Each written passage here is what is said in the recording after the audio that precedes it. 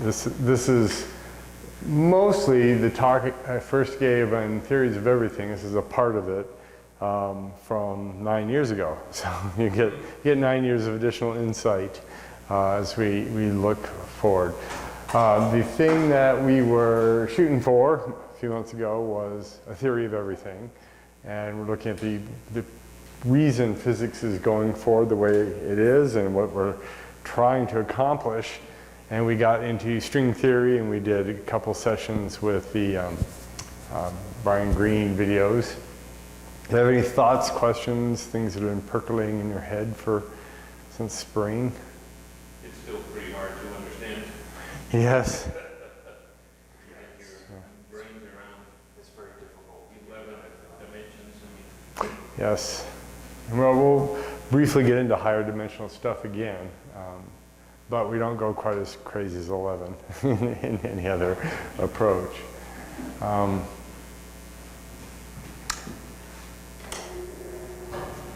that's one of my big observations, is that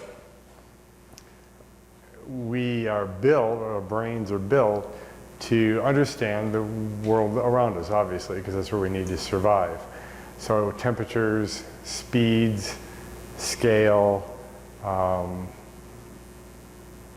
gravitational field, all the stuff that's on the surface of the Earth is what's really easy for us.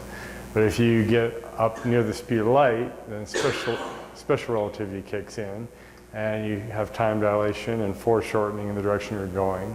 When you come motion down to near zero, Kelvin zero, then you start getting superfluids and superconductivity and weird behavior of matter. When you get temperatures incredibly high, you get dissociation of all the quarks and stuff, and you get states of matter inside of neutron stars we can only guess at. When you get into the extreme gravity of a black hole, then you've got time coming to a stop, and you have event horizon oddities happening. And so, in every way, we are really good in our world, but when you get outside of that scale, when you get to the tiniest, you have random quantum fluctuations and superpositions and things like that. It's our point of view that makes all the extremes weird. But would it be easier to teach this in a different culture where you have more metaphysical construct? Yeah, constructs? Yeah. The Hindi culture? Yeah. There's definitely dualities in things like Buddhism that, right, they've thinking. Yep. We are basically naive or physical. I mean, we like very simplistic. We like the Newton way, that you do something and something else happens, and click, bang, boom, we're done. So, well, the reason I kind of went on a tangent there is because what we're looking at is just, again, another way of looking at the world around us. And we're going to approach this from the information point of view. And it's just like, you've got the Cartesian coordinate system. You have an X and Y and a Z if you're going in and out. And if you have a particle moving in a straight line and you get your X, Y, Z coordinates each tick of the clock, then you can look at the data and it's very easy to see what's going on. You have a particle going in a straight line. But if a particle is going in a circle and you're trying to look at the numbers, the numbers just seem to be all over the place. They're going up, they're going down, they don't seem to be directly connected. At a glance of a bunch of numbers, it's tricky. But if you switch to a polar coordinate system, where you're interested in distance from an origin and a position around the circle, it's really obvious. One number doesn't change, the other number just increases and then clicks back over again.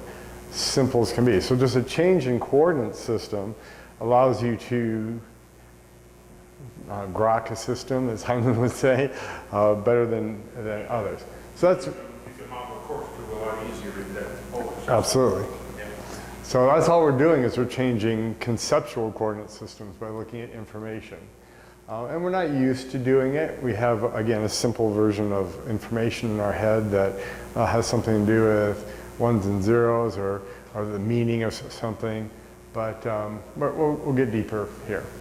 And so we'll get into information theory, loop quantum gravity, even take what I think is sort of an incorrect turn in science called biocentrism, but it does, in the same way that Schrödinger's cat, it's sort of taking Schrödinger's cat and taking it all the way up to the size of the universe. It's a big cat. It does reveal interesting things about the subatomic world that we need to tackle. We need to at least come up with an idea. So Schrödinger's cat being the universe, if we look at the universe, And- it's changed. Correct. Yeah, it becomes, we'll talk about it here, but there was dark matter, by our best model, is a subatomic particle. We don't know exactly what it is. We have constraints on what its mass/energy is. Right. It has gravity and maybe interacts with a weak force, but it doesn't play with electromagnetism, so it doesn't clump and to stick to itself, and it doesn't block light. So, but it has all this mass to it. And so this article came out speculating that as astronomers are viewing, using indirect techniques to look at the bending of paths of light through clouds of dark matter, that we are creating basically the decision for the dark matter like we would Schrödinger's cat. And so dark matter is becoming more real as we see it, and that's making, it's putting the local universe in peril. I'm like, oh, come on. You're taking us a little too far, maybe. I mean, there's a way you could look at that and do that, but that's where we'll play around with that idea. So the real concept here is information entropy. Information may be simpler to understand, but we're not used to thinking of the world around us in a purely informational format. Entropy may be trickier to understand, but an awful lot more work in mathematics and application of entropy has been out there in the textbooks for a long time.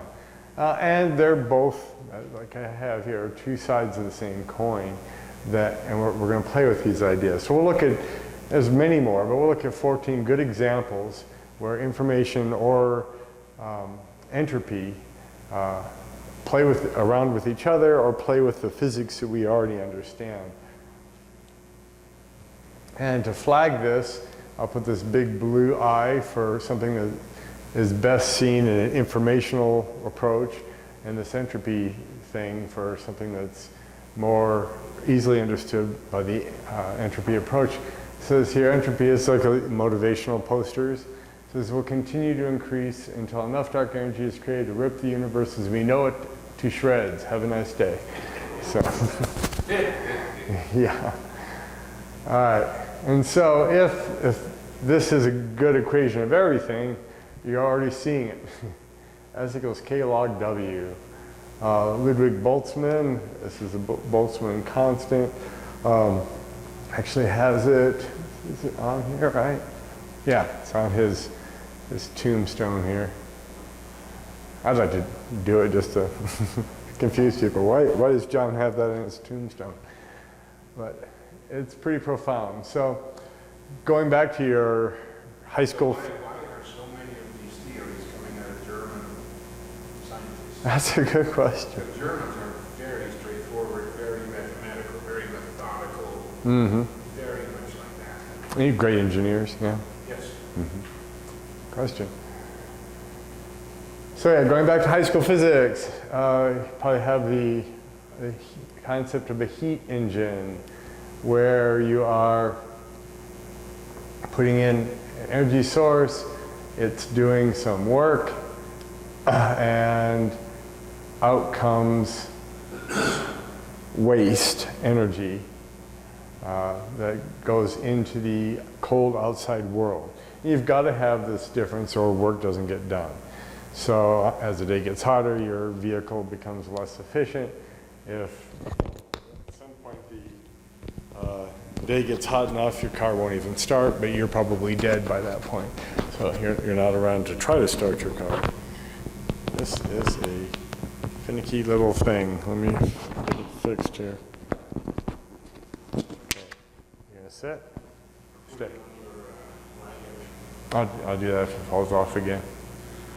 So laws of thermodynamics say that entropy is always increased. You never have 100% efficiency in an engine, no matter what the perpetual motion people say. Just for great refresh in your life, we have the 3 laws of thermodynamics. One is energy can't be created or destroyed, which means you can't win. Second law is the universe is moving towards an equilibrium, or running downhill. You can't break even, so no perpetual motion machines. And the third law is you can't go anything to absolute zero. There's always some information in any system you can't, so you can't go broke. So we can get awfully close. We can get millionths of a degree away from absolute zero using all sorts of clever tricks with light and like that, but lasers, but you can't get down that far. And a very common picture of entropy is that of disorder. So there's, in an engine, there's always going to be a need for exhaust. There's energy that comes out of the tailpipe or radiates out of the body of the engine that you can't use for work. It won't, there's no way to get your car to do that when it's at its best efficiency. And that waste heat is part of the rules of the universe. But another way to look at that is order versus disorder. So if I tell you to picture an egg, eggs are pretty simple, not much to them.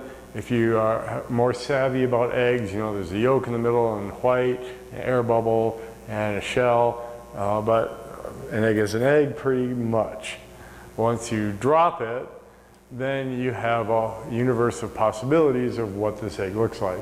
Pieces of it can be scattered across the city or across the nation over time, and birds can eat it, and you can eat it, and things get more fractured and harder to describe as time goes on. So it's the energy that you can't do work with in a given system, or it's the amount of disorder in any given system. Those are the same things, just different ways to express that. So entropy and information are both describable with this egg picture. Yeah, kid's room here. Over time, it looks just like my kids' rooms, and entropy has increased, randomness has increased. The books aren't alphabetized anymore, and it would take energy pumped into this system to do that. That would be the meal the parents ate, or the kid, if you get them to clean up their own room. But it's disorder, and it's also how easy it is to describe. And like I could say, all her books are in alphabetical order. So I just made a statement that anybody else could come, take this same pile of books, and recreate this pretty close, or exactly. To describe what this is and how these are organized would take a much longer time. Well, there's a cat in a hat over here, there's some other picture book over here. It takes more information to describe a high entropy system. So naturally, in the world around us, the way things are organized are found on the statistical bell curve. Things that are highly structured, extremely simple, are kind of rare. Things that are absolutely, completely, unreconcilably scrambled are pretty rare. And everything else in the world is somewhere close to a median. Of course, to do work, you need some stuff up here that eventually becomes this. You can find little traces of uranium, put energy into it to refine it, and then you can power a nuclear reactor and get energy out, and away goes heat out the cooling towers, and you've taken that material and moved it down to the disorganized side. Or you can find oil and you pump it out after putting some effort into drilling, and then you refine it. That takes more energy, And once you have a refined product, you're ready to drive a car. So we do this. This is part of what makes civilization work, is playing this game. We can call it resources. We can put overall labels on it of value with money, but it's all playing with entropy. It's all moving order versus disorder around, or simple systems decaying into more complex systems. So we find this normal distribution everywhere, grades, people's heights, everything like that. Another important part of looking at systems with information content is that there is almost always redundancies. Redundancies can be as simple as a symmetry. Like an egg, I can rotate it this way or that way or that way, and unless you're looking real close, you can't tell that I've rotated the egg. If I flip it upside down, well, now I know it's upside down versus right side up, so there's not a symmetry in that direction. There's a lot of redundancy in the description of an egg that's just rotated on its vertical axis. Something like a baseball, even more redundancy or symmetry. But with language and things that we create to communicate, to describe systems containing information, we have tons of redundancy. So like, I know nowadays almost everybody's digital, but in the olden days, or if you're playing with your shortwave radio, you are trying to sometimes pick up a distant station as you're driving across the nation, or you're trying to DX to a different country. And even with static and whistles and maybe another station fading in and out, you can follow what's happening in a station that you understand the language for, even if you're missing a few words, even if a sentence vanishes. Give it a few minutes, you've got the basic idea of the message. We wrap around and around concepts a lot in how we talk. Addresses are sufficient, but then if you add a zip code +4, you have a separate embedded way to get the letter very close to where it needs to go. We use duplex and internet protocols, which was, if you wanted to take a chance and speed up your dial-up modem in the olden days, you could turn off the duplex, but sometimes you just got junk because you didn't have that double check coming through.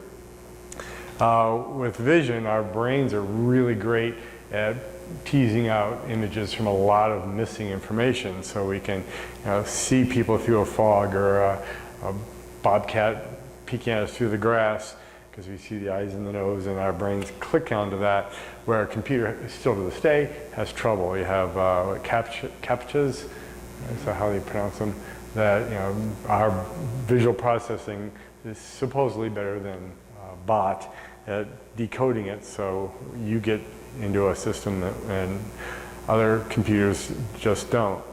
And we use that in code breaking. You use the rules of language. I guess like some of the code breaking in World War II, Heil Hitler or Der Fuhrer, where things would pop up a lot in messages.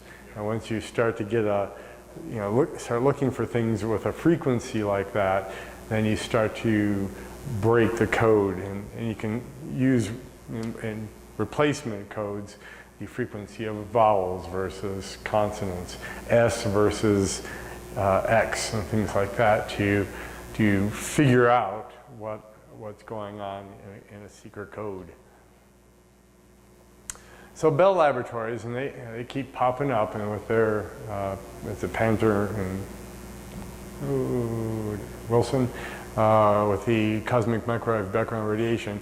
Unrelated to that, but Bell Laboratories, Claude Shannon, a mathematician, was asked a simple question by his management: how much information can you squeeze into a telephone line? What's the maximum amount? How do we quantify this? They knew that this telephone thing was catching on, but they wanted to be as efficient as they could in laying down line across the world, and so you want some way to constrain costs, and this is a possible way to do it. So, if you have a city, you have so many people, and so many people are likely to be on the phone at one time, what do you need? And so what we're going to do is we're going to go real simple with the concept of bits. Bits being just a 0 or 1, a decision one way or the other, or a statement of something. So at Paul Revere, if we change this story to a red light versus a green light. So yes, the British are coming by land, 2 by sea. We'll do red for land and green for sea. So 2 bits of information, pretty simple, land or sea, and that's all we have to communicate. Simple. If you have 2 lights instead of 1, so we'll have 2 lights side by side, one could be red, one could be green, or they can be both red or both green. You now can specify 4 things. You can say the British come by land, sea, train, or car. Yeah, train, cars are a thing, sure. And so, just by doubling the lights, you've now multiplied your communication capability by twice. You're up to 4, so it's pretty nice. If we do 3 lights, like red, red, red is land, red, red, green is sea, green, red, red is hovercraft, things like that. 3 lights, we now are up to 8 possibilities. We have an 8-bit system.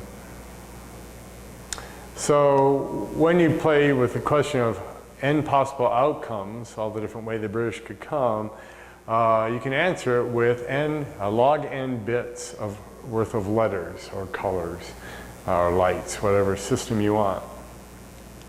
So with x being the maximum information you need to carry, that comes from n being the number of symbols times the log of capital N, the number of answers or bits that are possible.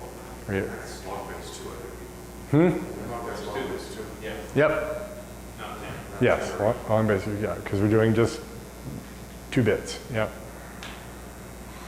So, and you say, well, that doesn't seem that you have enough characters to do stuff. Well, everything in the computer is just 1 and 0.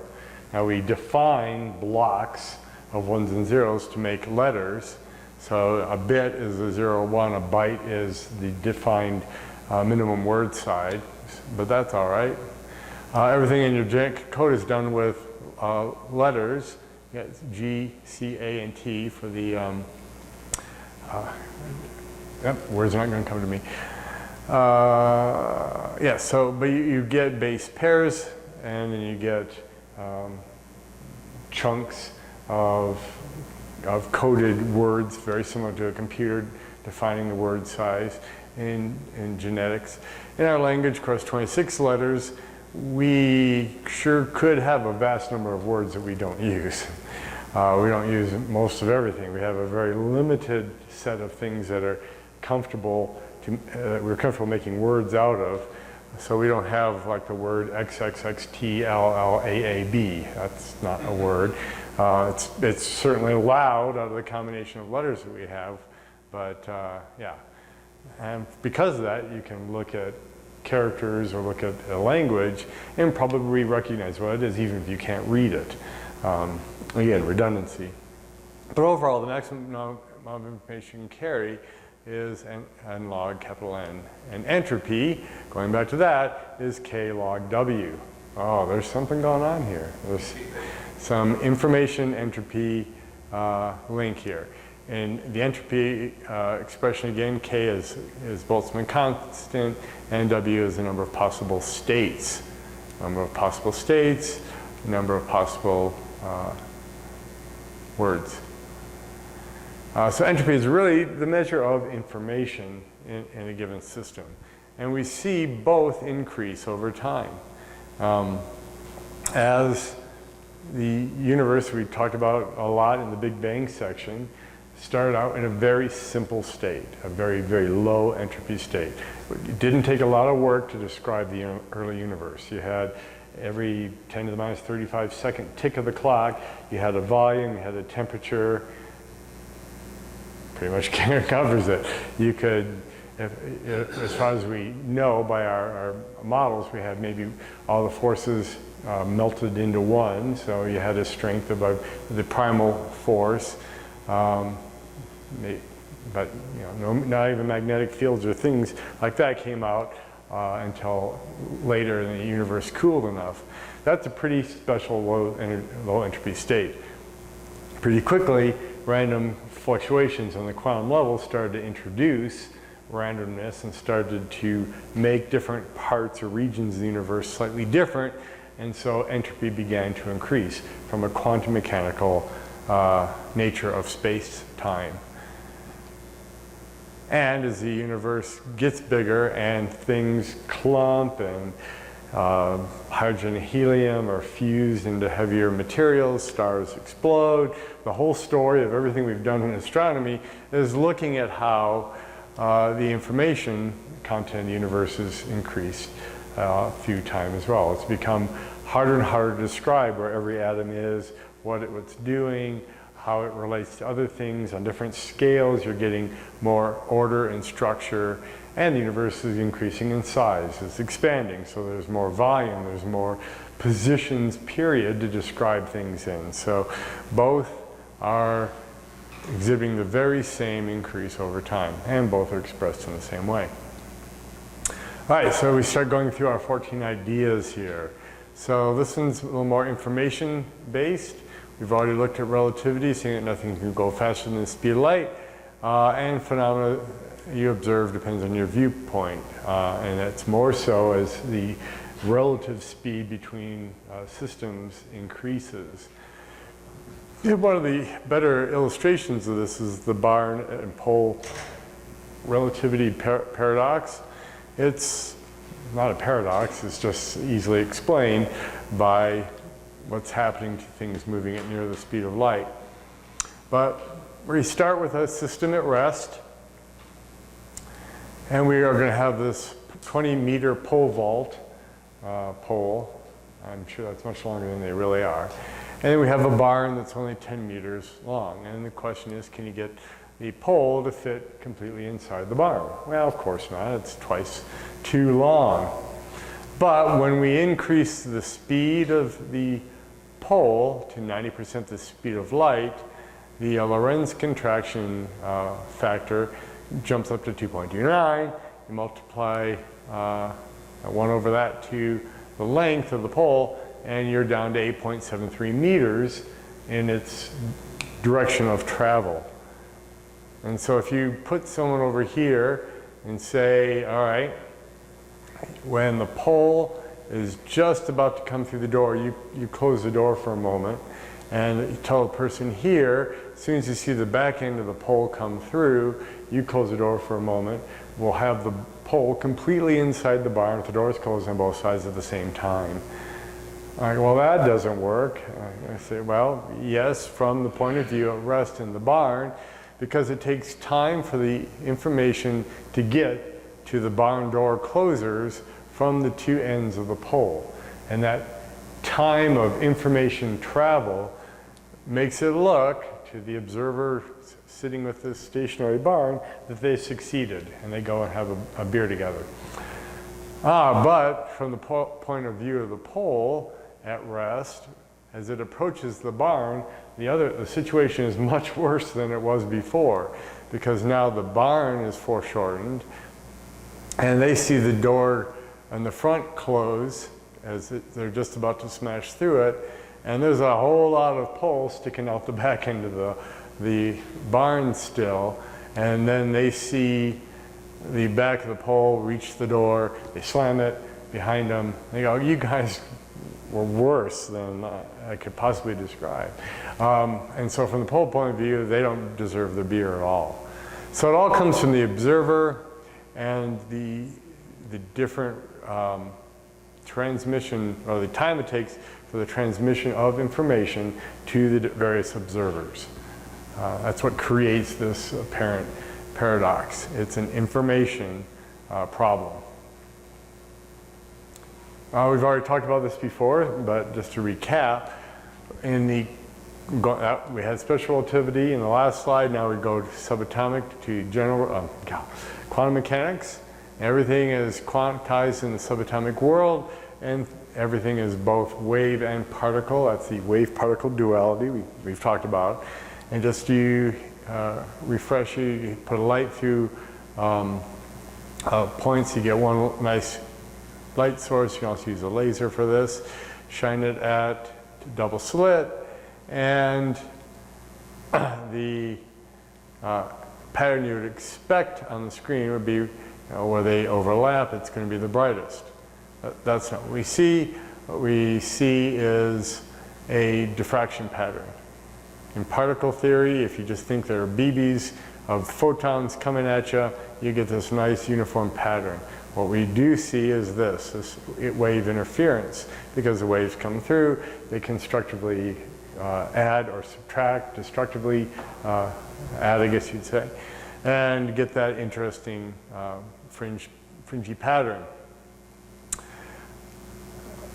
The quantum eraser takes this just a little step further. It's called the delayed choice experiment. And if you are freaked out by this, you can look up this paper. You can go and read about this at this link. Is that if you can determine which slit the photon or electron or whatever subatomic thingy that you're shooting at the double slit pattern went through, you don't get the interference pattern. So if I put a little measuring device right here, a little photo sensor, and turn on the light, then this is all I'm going to get.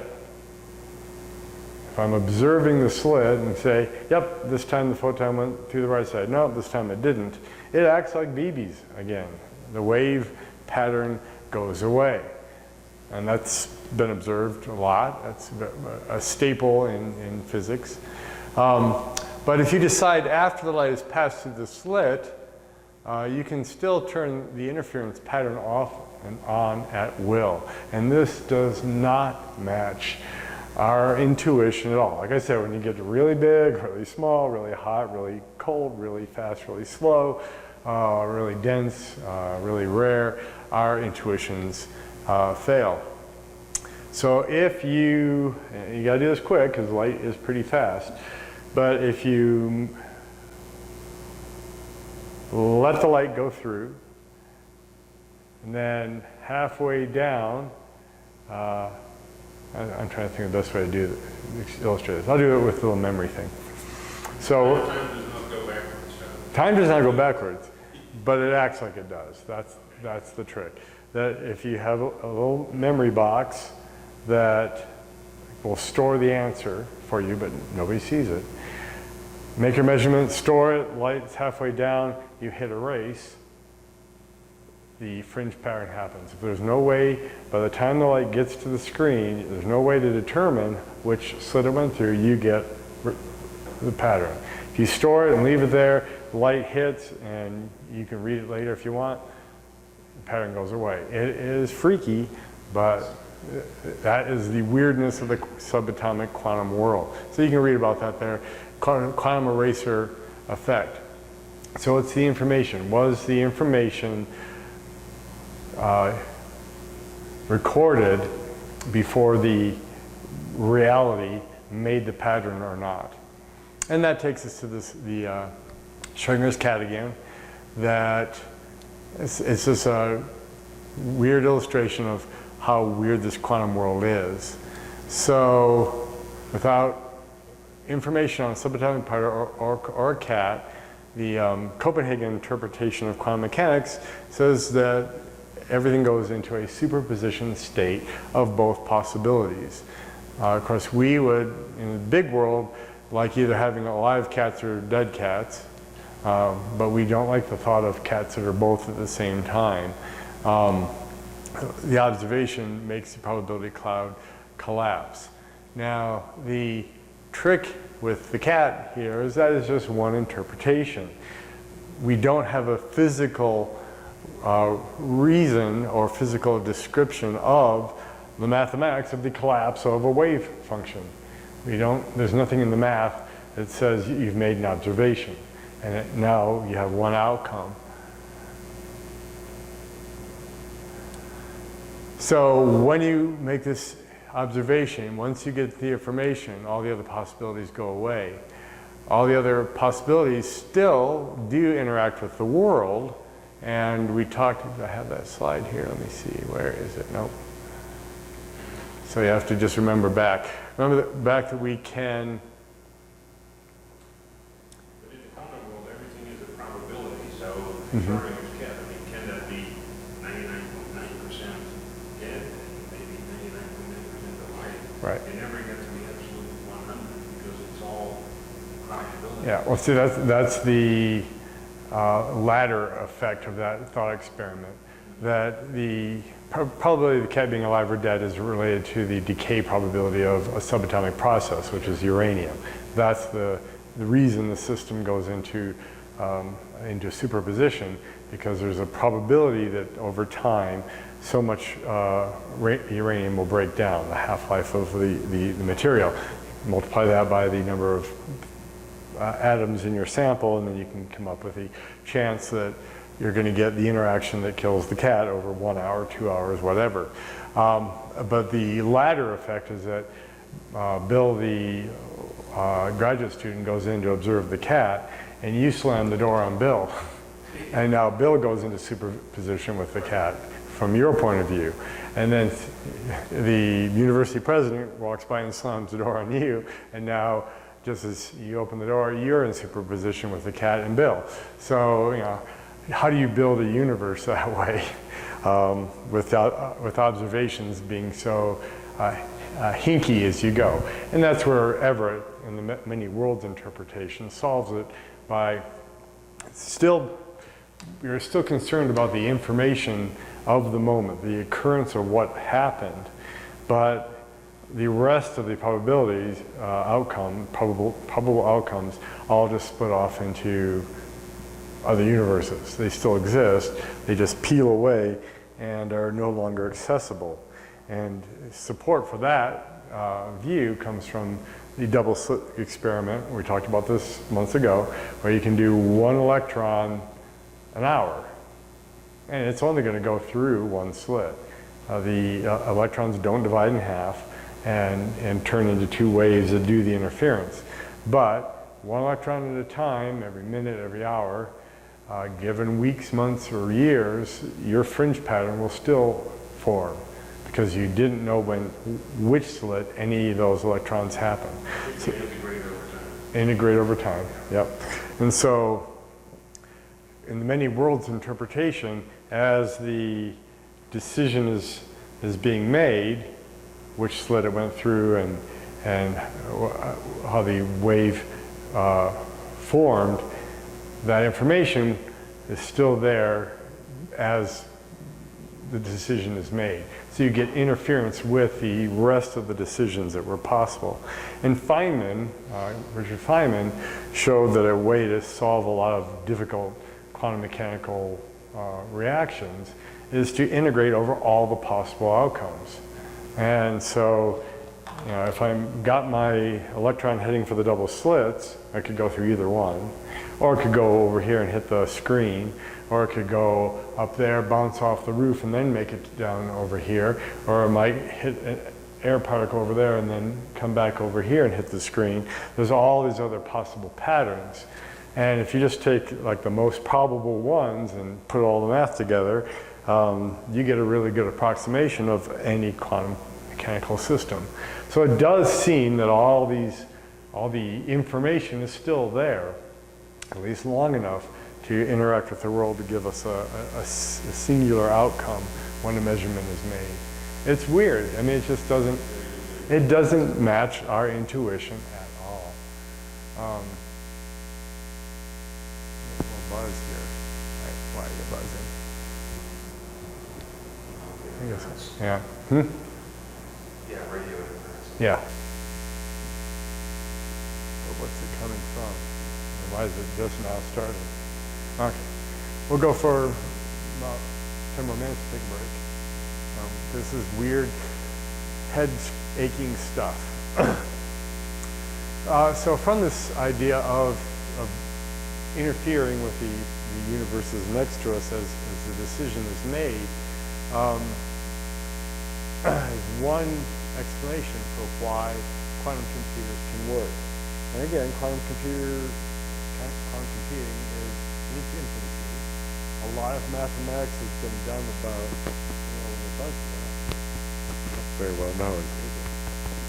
Wow, it's not picking up. Oh, no. Test, test, test. Yeah, that was weird. Oh. Test, test. No, I replaced it last night. Let me turn. Test, test, test. I'll hold it in front of me for a little bit. At least we have the other audio. Sorry about the sound quality there. I don't think it was happening too long, but it doesn't want to be in my pocket. So a lot of mathematics has been done to explain how quantum computers can work and do work. They're not magical future boxes that will solve all the problems ever. There are classifications of problems that will work exceptionally well in the quantum computing world, and then there's a whole bunch that actually classical computers will probably do better at. So we'll have to pick our programs carefully. Stop it. Let me just turn the power up on this.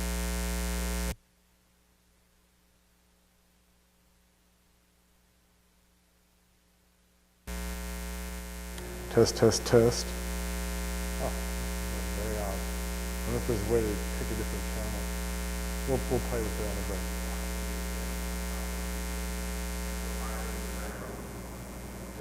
The antenna, the gravity is on top of it. Yeah. I wonder if we're blocking the air in that motion there. I don't know. It doesn't seem to do much. So yeah, it all comes down to computational complexity, and there's just a lot of work being done. But one of the approaches is what's happening is that for the right problems that really work well in the quantum world, you can solve problems that would take millions of years in minutes. So cracking encryption codes like 128-bit encryption, I think, is one that's really easy to do. That's on the good list of things for quantum computers, except it destroys all the current security measures we have on this little thing called the interweb. So the thinking is that all the calculations are performed at once and spread out across the adjacent computational spaces in the universe that are splitting off from the moment before that decision. But again, speculative. We don't know that for sure. Spooky action at a distance, as Einstein puts it, up to idea 5 now, is another information-based quantum weird thing, is that when you create two particles that have complementary aspects to them, say spin, polarization, something you can measure, one of the quantum mechanical particles features, if they're created out of the same subatomic process and don't interact with the world around them, they remain connected in that variable, be it polarization, spin, whatever we're interested in. And if nothing happens to those two particles, they can theoretically travel halfway across the universe. And when you make a measurement on one, you know that the other one is going to have the opposite spin, or the opposite polarization, or whatever the complementary variable is. And that is more spooky than a pair of shoes, because a pair of shoes has a right and a left. If I take them out of the box and put one on that side of the universe and one shoe on the other side, I take a look at that shoe and go, it's the right shoe, I know the other one's left.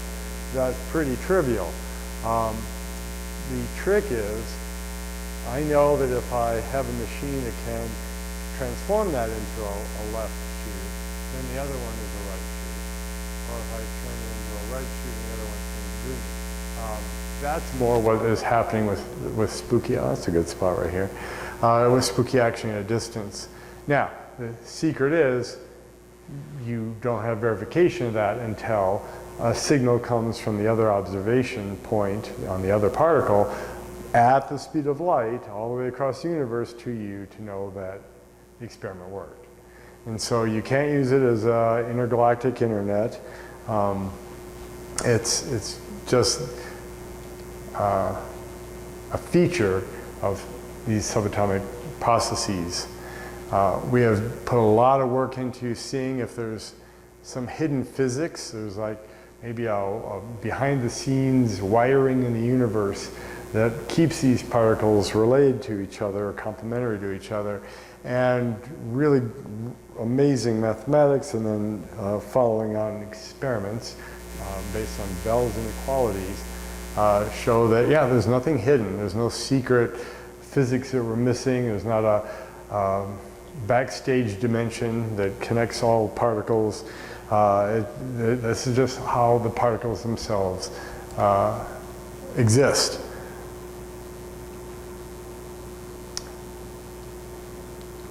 Some working with the idea that all particles are entangled from the moment of the Big Bang. And they conclude that most of reality, the fact that we have a stable universe around us, is due to the entanglements of particles with each other.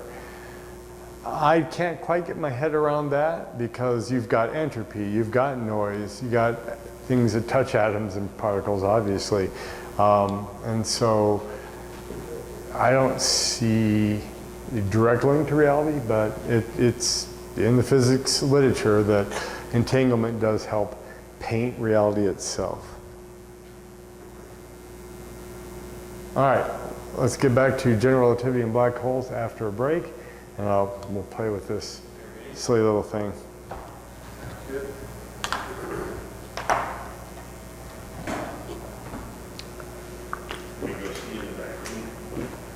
Yeah.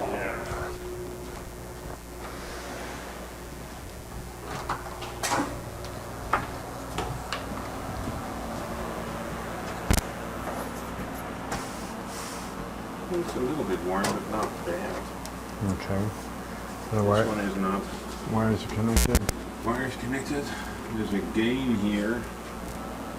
Test, test. Something I think for that second. Test, test. Yeah, no buzz. These screens are off, right? So there's nothing coming from these. Test, test, test, test, test. Yeah, it's not buzzing. Right now. Yeah, well, maybe that's it. Just Or is it the wire on this one, the antenna? Did that get smudged? Was that in your pocket maybe? yeah, I think I had it just like this. Hanging down then it was still Yeah. communicating. Test, test, test, test.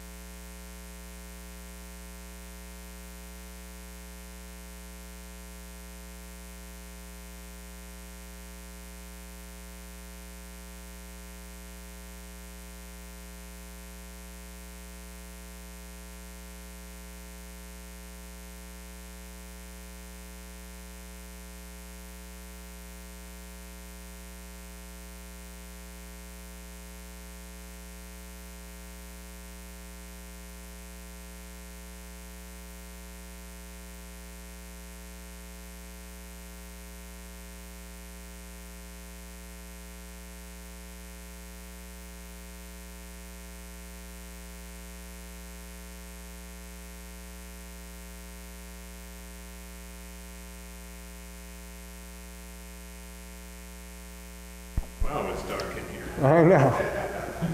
Test, test, test, test, testing. Okay. Yes.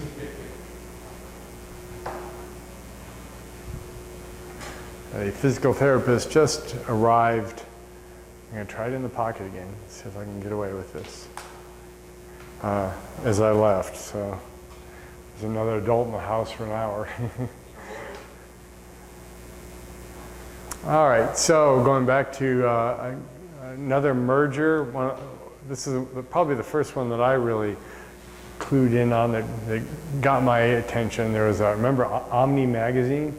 Yeah. There's an article in Omni back when I was in Oklahoma that I'm sure it's defunct or got bought by multiple things and is gone. But all comes to taking general relativity up to its extreme, and that is a black hole. And this, I think the battery is dying on this. Keep peeking at the laser. The surface area of a black hole is K log W. There it is again. And what does this mean? That the entropy and the maximum amount of information you can pack into space are directly related to each other. And the question that brought this about was how much information can you pack into a given volume? What's the ultimate memory stick? So we're getting up to 128, 256 gigabytes in your pocket for not too much money, but a zillion is made up one, right? That's not, there's no real zillion. The amount of information is the surface area. It's actually related to surface area divided by 4 in Planck units. So you can look at saying that it takes 4 Planck units for a bit of space is another way to express it. Why 4? I have no idea. But a black hole is the ultimate memory stick because of that. That is just a bizarre, I mean, just let that sink in for a moment, that the entropy, so the amount of disorder, and the black hole being the maximum amount of disordered information you can get. I mean, it's completely ripped apart and scrambled and torn to its smallest constituent bits, and who knows what weird stuff is happening inside the event horizon. But can you ever read it? Can you get that information out? And that was a big debate in physics. The assumption made in quantum mechanics is that information can't be destroyed. So if you do discover that that can be done, quantum mechanics has to be completely readdressed. We're in serious trouble on one of the great pillars of physics. But yet, notables like Stephen Hawking thought for a while that no, it's gone. You can't get anything useful out. Do I have my, yeah, here we go. So Susskind and Hawking made the bet that I think one of them, if one won, they got the Encyclopedia of Baseball, and if the other one won, got, I think, a subscription to Penthouse or something like that. Hustler, yeah, or something like that. And they went back and forth about this. But basically, can the law of thermodynamics be violated? I mean, can you create or destroy energy when information is lost, when the stuff goes down inside the black hole? And Hawking radiation gave us a way out of that. That space itself, empty, nothing, completely evacuated space, is teeming with those virtual particles. This should all be reviewed from before. That little particles are constantly coming into existence and traveling a tiny distance. It's a particle and its antiparticle pair, and they re-annihilate and are gone. And as long as they don't last longer than observations allow from Heisenberg's uncertainty principle.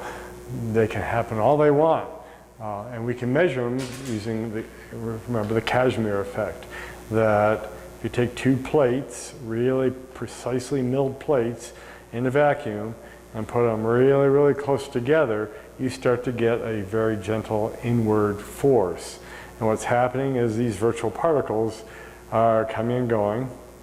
As you constrain where they can do that between the plates, you lose the particles that can go in the plate direction. They can only go in this empty gap plane in between.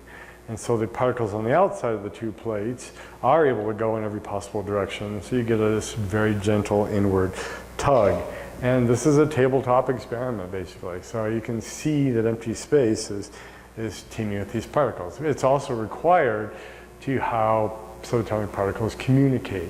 They exchange virtual particles. When two electrons bounce off each other, they exchange a virtual photon. So the actual functioning of the universe on the smallest scale is critically linked to this seething ocean of virtual particles all around us. At the event horizon, at the very, very, very edge of no return, just outside of it, these particles are coming and annihilating and doing all that they want. Right on the edge, in the instant they come into existence, one gets pulled in and the other gets out. And now it's not a virtual particle anymore, it's a real particle. And it says, hello, universe. Well, that has to come from somewhere. The energy has to come from somewhere that's now created something that didn't exist before, and that comes from the energy content of the black hole. So black holes are evaporating. This is called Hawking radiation. It is a temperature based on the size of the black hole. All black holes are, we know, are very, very large and are holding on to their energy really well. They're very cold. So this Hawking temperature is extremely close to absolute zero. For the bigger ones, really small black holes, where the curvature is more severe, you'll get a higher and higher temperature. So as they evaporate in the distant future, maybe 10 to the 200 years, for your average few solar mass black hole, you will see them kind of start to heat up to where they're really losing energy very rapidly, and maybe they will go out with a big flash in the end as they give up the last of their energy very quickly. Will they violently explode, or will they go, we don't know. We don't have a theory of quantum gravity yet, so we can't really answer that extreme event. And because they are so cold, and the universe is this big cavity that is surrounded by the cosmic microwave background radiation, the whole universe is glowing at 2.5 degrees Kelvin. So the universe is really hot, filled with high energy photons compared to the temperature of the black hole. So a black hole completely alone, not even hydrogen is falling into it, is still growing everywhere in the universe because it's absorbing light from the Big Bang still. But eventually the universe will expand. The universe's temperature will continue to drop by our current model of what's going to happen in the future. So would that create another expansion event then, when a black hole blows up, when it gets to more? We create atoms basically out of muons and mesons and quarks and whatever else. Well, you wouldn't get anything more out of it than fell in. Correct. But what fell in are real things. Right. And so because of, if they're right and the bet was paid off correctly and information is retrievable, you know, if I throw a green couch in today into our neighborhood black hole, an advanced human civilization a billion years in the future that has mastered you know, multiple galaxies and is playing with the nature of space-time itself, should be able to build a detector around the black hole and watch it for the rest of its life and figure out that a green couch went in, theoretically.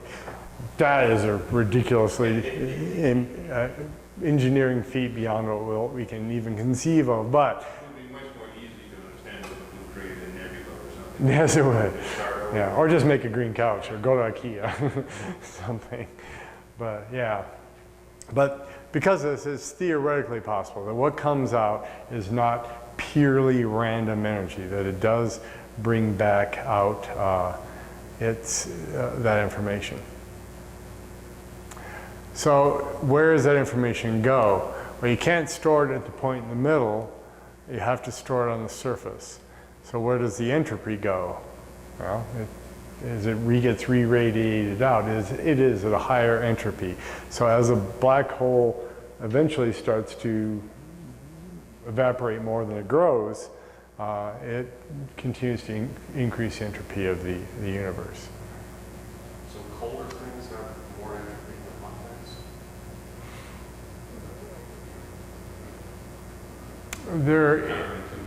things? When it comes to, no, I wouldn't say that. Let me think down through your statement there. Colder black holes are bigger, so their Hawking temperature is lower. But that doesn't apply to non-black hole objects. So when you have a glass of water, it's pretty easy to describe. That's a pretty simple system. Once it's symmetric. You can move parts of the water around and it still looks exactly the same. So it's a simpler system. As you cool water, you start to get ice crystals to form. You lose symmetry. If you move that ice crystal over there to here or there, I know you've done something. So now it is a higher entropy system. So yeah, I think I followed that right. So yeah, it doesn't, that's... So does it make sense because from the thermodynamics, the particles will move around more. Right. When they're hotter, there seems to be more entropy. Yeah, but you also have the ability to do work more. So you're going to generate entropy out of the system easier by using the energy to do something. Well, but the entropy comes from the fact that this is hot and something else is cold. Right. And together as a system, it has less entropy because you've got isolated hot spot and isolated cold spot. Right. Yeah. Right. When you bring in a system thinking, you're exactly right. The system, the entropy has gone Yeah. up because now there's no longer concentration. Yeah, you're exactly right. And that's where the concept of the open and closed system becomes important. So people get upset about life arising on Earth when that's a very anti-entropic system. You're making lots of order out of a bunch of rocks once and water. And if you just draw a bubble around the Earth, that seems pretty amazing. But if you look at this big, low entropy source of the sun, pumping a coherent light that's stable over time from a single small spot in the sky, beating down onto a planet that's rotating once every 24 hours or less early on, you've got a pulsing signal that's very regular, very low entropy. So that low entropy pump into the Earth creates order and structure, where the outside universe, looking at the whole solar system as a system, is increasing in entropy because of all this stuff going on down here. So yeah, depending on where you focus, so I think you're absolutely right. Yep. Yeah. So the point versus shell problem of the surface of our black hole, again, it's all based on point of view. You're similar to how we were playing with our pole in the barn. What you're doing matters. So falling into the black hole, you actually don't notice when you've crossed the event horizon. The event horizon is always receding ahead of you as you fall in. Eventually you get to the singularity and things are very bad. But the trip in is pretty nice. Now this works much better with a very large galactic scale black hole, one that's got millions of solar masses in it, because you have a very, very weak tidal effect around a large black hole. You don't start having tidal forces rip you apart until much later in your trip towards the singularity. Little black holes have a lot of space-time curvature around them, so you get spaghettified, as we talked about in the black hole section, near the surface. If you are far from the black hole and you see your friend falling in, like these people, time is slowing down, you're watching them slow down, but you're also seeing them heat up and get eventually smashed and compressed in a horrible fiery death in a shell right above the horizon, because time stopped. You've got a traffic jam there from your outside point of view. And those views don't match. Those are two different stories that we're talking about here, two different outcomes, but both views are correct. It all depends on who's getting the information and how. So information again. We have a duality again.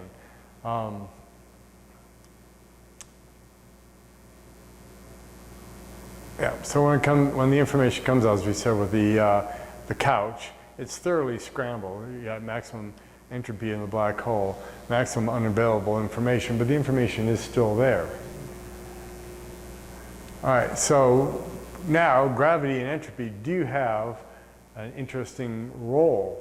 Gravity can reverse entropy locally, and I just did that really quickly about the low entropy source from the sun and life itself. Other attractive forces do it on a small scale, but gravity reaches out across vast distances of space and alters time itself. And so with a low entropy universe, as time goes, things spread out, you end up in high entropy. But because of gravity, you get a bunch of stuff spread out, helps it clump back together into stars and galaxies and clusters of galaxies and planets and fun things like that. Eventually that can collapse into a black hole, and so in the region you've made a very simple system, but the information in the black hole, again, how you play with your camera in the black hole, it's maximum entropy. That's good enough for that. So we are nudging along the edge of time, so it's time to talk about time. Is that entropy is the only physical concept that we have that gives us a direction in time, that the equations of quantum mechanics can be given a negative sign and everything still works. In fact, give a negative sign, you have the Big Bang. Give a positive side, you make a sign, you make a black hole in simple terms. With special relativity, you can go accelerate, you can decelerate. It doesn't change anything. But with entropy, something else is happening.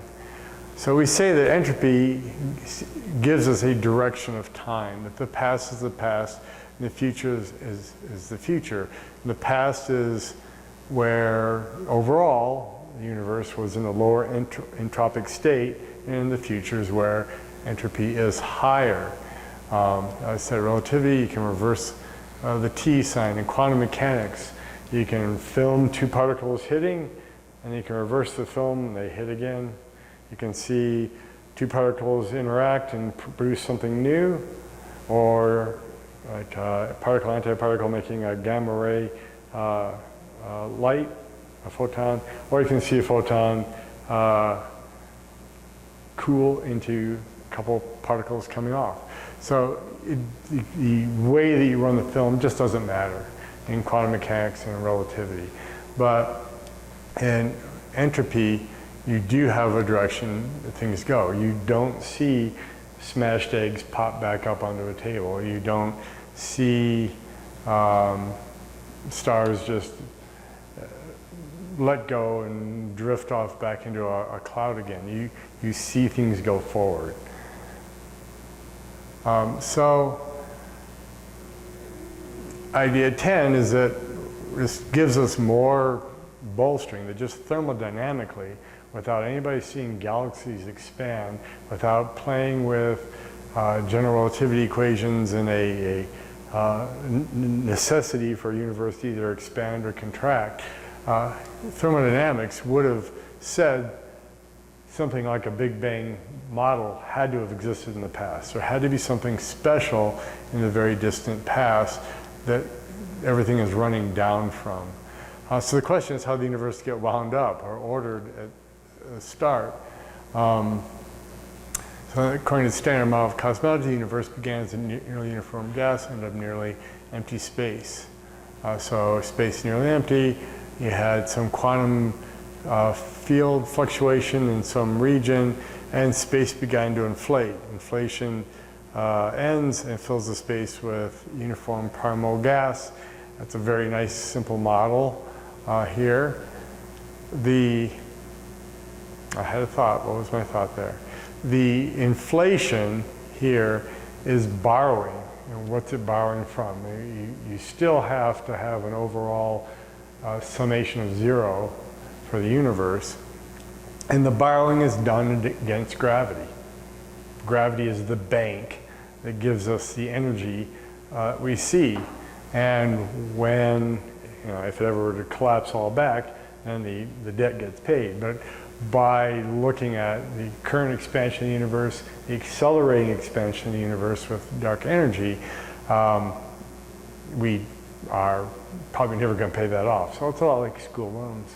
So a lot of people are not going to. My wife's anesthesiologist, he and his wife are both doctors, and we got talking about it. I said, yeah, we're not paying those off. So we started getting galaxies to form, and stars forming, galaxies started expanding away. Each galaxy, eventually most of its material ends up in a black hole, or black holes end up in black holes. And then these things radiate out energy through Hawking radiation, and they evaporate somehow, and you're back to space being nearly empty and expanding.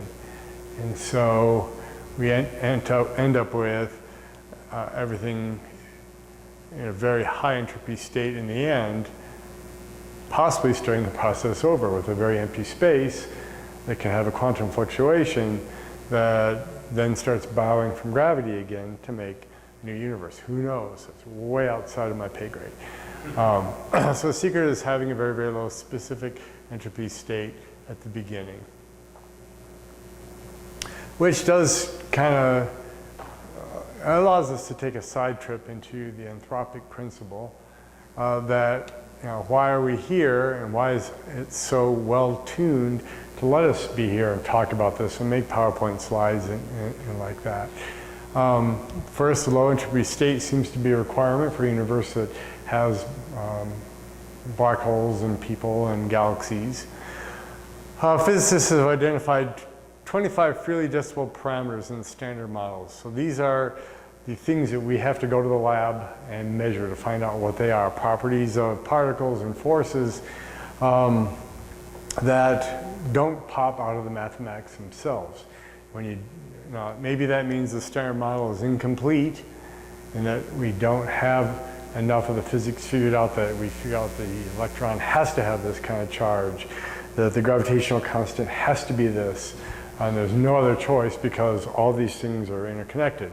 So this is another nice illustration in Brian Greene's videos, that he's got the big console with the dials. He's turning the different constants up and down, and this graphical version of the universe is falling apart and failing in all sorts of different ways. But things like the relative ratio of the strength of electromagnetism to gravity, strength of the force binding the nucleus into the nuclei, relative importance of gravity and the expansion energy of the universe, the cosmological constant. If this is too fast, then everything expands way too quickly. So the number of dimensions in space-time.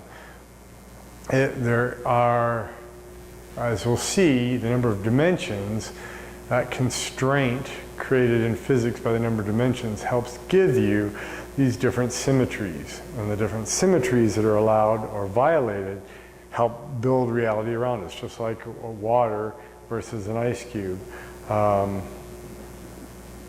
The way that you can play with the forces and the elements of the standard model mathematically, you have a bunch of built-in symmetries.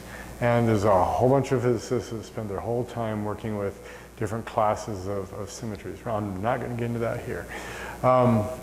So one version of this anthropic principle says, our place in the universe happens to be so fine-tuned for us to be here to see it. So this is the weak anthropic principle. You know, we won the lottery, and here we are. And now the universe can think about itself and wonder about itself in the form of the human brain and NSF grants.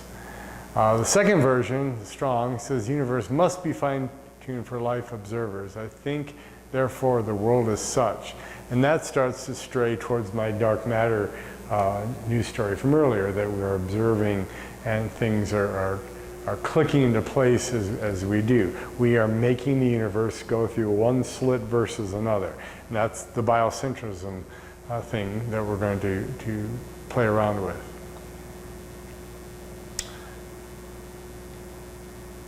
So back to parallel universes.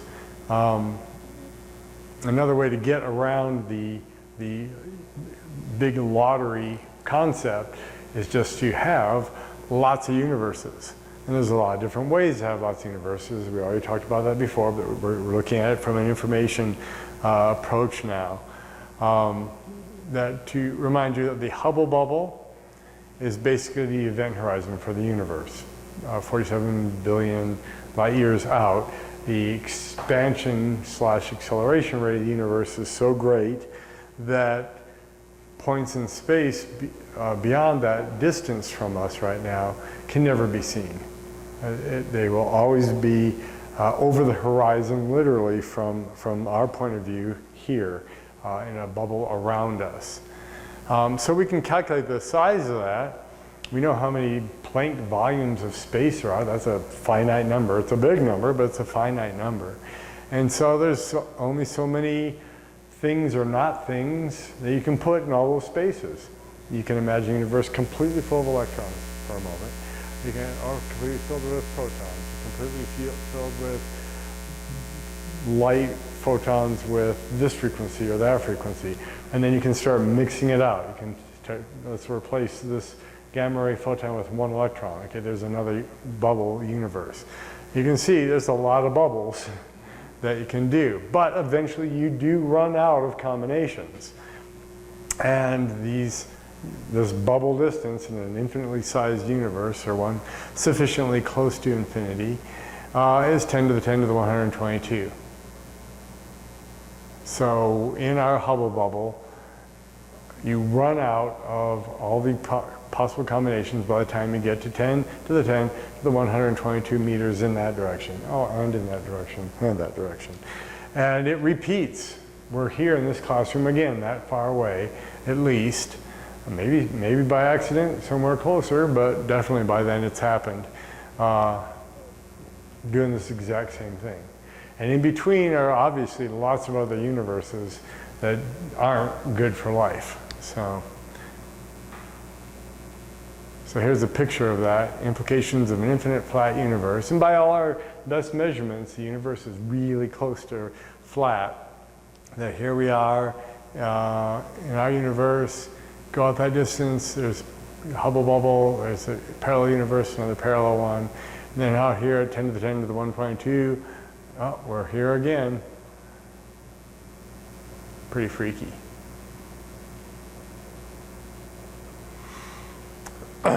Now, we saw in the information and volume approach to black holes that the information content of a black hole is the same as its entropy, which is expressed by the area of the surface of the black hole. All right, so if the universe only had an event horizon surface somewhere, somehow, maybe the same idea applies. And this is what Jacob Bekenstein, Bekenstein said. And again, it doesn't make sense. Just to drive this home from the beginning, I said when we get to really big and really small, really hot, really cold, fast and slow, our intuition fails. If I have the encyclopedia, what's an encyclopedia? If I had an encyclopedia and I start stacking volumes of the encyclopedia in this room, the maximum amount of encyclopedic knowledge I could get in here would be to fill the entire room up. And so in our everyday boring little world here, that works. But when you get to the extremes of the black hole or the universe itself, that doesn't work. It's the surface area that does it. And this is very similar to how information is encoded in a hologram. So you have a two-dimensional image. You can, oh, this is something I haven't even thought of. Yeah, okay, so you don't. Yeah, there it is. There's a hologram there, so it's on the back now of credit cards. I hadn't looked at a credit card for the hologram in a long time.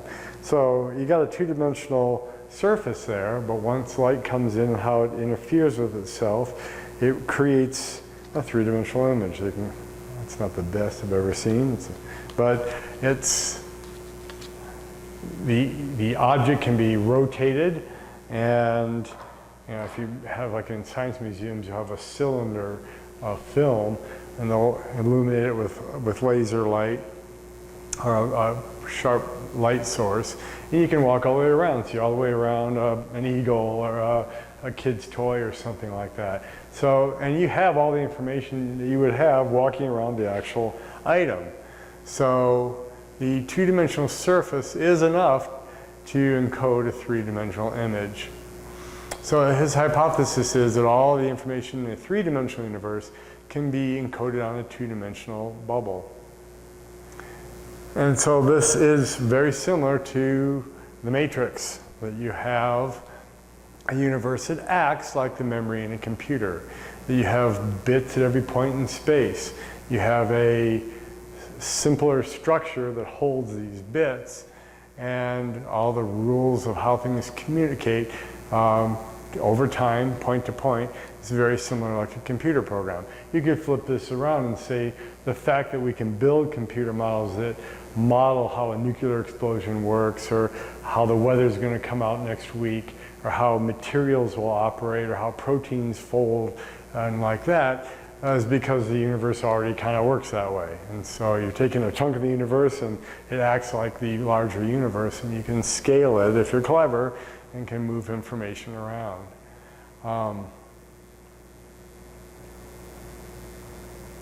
So just playing with this idea that if there is either if it's the Hubble bubble itself, or if it's a higher dimensional shell that contains this information in the universe, or if it's a shell that existed at the Big Bang, maybe it's back in time from us, so it's four-dimensionally separated from us, the shell that's playing out the movie of the universe, what kind of computation does it take to do the simulation that's us? Well, let's start small. Let's make a high-speed computer the size of the Earth, and we'll turn all the material into, we'll call it computronium. Okay, that's a good science fiction-y name. So we get to use the volume of the Earth as our computer. And that would give us, depending on how you assume this thing would work, a pretty good range, but a finite range of, say, 10 to 33 to 10 to 42 operations a second. That's pretty significant. Estimated, the human brain does about 10 to the 17 operations per second. So this Earth-sized computer could certainly handle a person. All human beings ever, all assumed with a 100-year lifespan. So I think the estimate is dropped recently, but if you look at all the possible number of Homo sapiens that have ever existed, I think is a number around 120 billion, I think. Yeah, it's not staggering. We got we've got over 7.5 billion of them alive today. So, you know. So take all of those, assume that, you need 10 to the 35th operations. So that's going to break the low end computer, Earth-sized computer, but not if it's more efficient in our assumptions. So it'll take less than 2 minutes for slow end, and this is per second, so if you give it a number of seconds, it give you under 2 minutes, you could still have this Earth-sized computer crank out all of human history and all human thought and interaction. If you add in other plants and animals, you just maybe give another 30 seconds to run or something, and you've got everything mapped out. So entropy lurks everywhere, and information may be more fundamental than energy and the forces itself. So as I started this out, can the equation S equals K log W be our theory of everything? Well, does it work with the forces? We want gravity, strong, weak nuclear force, and electromagnetism to all be expressible as one. That was our original goal. And this may show that information itself is running in the background. So how do we make the leap from information into forces and the reality around us? We're poking the bear and seeing information entropy popping up around us in how nature works and how time works, but we can do this by hopping away from the string people and heading in the direction of the loop quantum gravity people. We are at 12 minutes till. Are your brains getting full? Do you want to start with loop? Yeah, loop quantum gravity next time? All right, because this really is another, we've painted one brush stroke through string theory, another brush stroke through information and entropy. Now we're going to do another brush stroke in the creation of reality through loop quantum gravity. So let's pick that up next time. Yep. Thank you. Yes, sir. Any questions before we wrap up? Anything? It's dense. It is so dense. And we're only really dealing with, one idea, information and entropy, but how it plays out. The devil's in the details.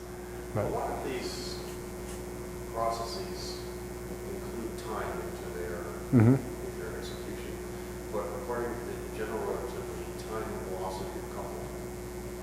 right. How does that affect? I know one specific example that I've dealt with is radioactive decay of relativistic particles, which is a simple one. And that, particles, radioactive decay time is one value for the rest frame, but if it's relativistic, it lasts an awful lot longer. Absolutely. Cosmic rays smashing the upper atmosphere, we wouldn't know about them if it wasn't for relativity. Right. How does that concept apply to these things that we've been talking about? That, particularly like in that black hole event horizon things where the time is being slowed because of gravity. Right. And now, just because someone's deeper in the well, their time perspective is different than yours. And so they're going to appear to last longer than you will. Right, absolutely. Well, it's even happening here on Earth right now, yeah. Yeah, we're running a little slower than the moon, slower than deep space. Right. Or even simple things like GPS, their photons are different energy than our photons. And so when we pick up their radio wave signals, we actually have to not just general relativity with the motion of the satellites, but the fact that each and every bit of information drops into our gravitational well and changes the radio frequency, which is just the information content receptacle. Right. I mean, Account for it, you wouldn't, your phone wouldn't, your navigation wouldn't work. absolutely, right. But that, it's a specific case, but things like that. Yeah, what you're looking at, Questions. yeah, see if I can restate this. I asked this and I was digging around. This actually takes you into say a less mainstream pursuit in general relativity. It kind of takes you towards the modified Newtonian dynamics or modified general relativity direction. Let's see if I can get this to load out of my brain. It's been a few months since I looked at this. But the question is, what is the connection between thermodynamic entropy and general relativity's monkeying with the flow of time, basically? Yeah. It's a good thing. I think that's what I tried Yeah. to say. Think about it. Yeah. Let me insert a little Yes. chunk for next month right here, and I'll have some slides put together for that, because I want to do it justice. And 2 nights ago I got 1.5 hours of sleep, so I can feel it as I'm asking my brain to do what it should do, and it's not quite doing it. So, but it is a very profound question, and you are right on the beating pulse of physics when you ask that. You are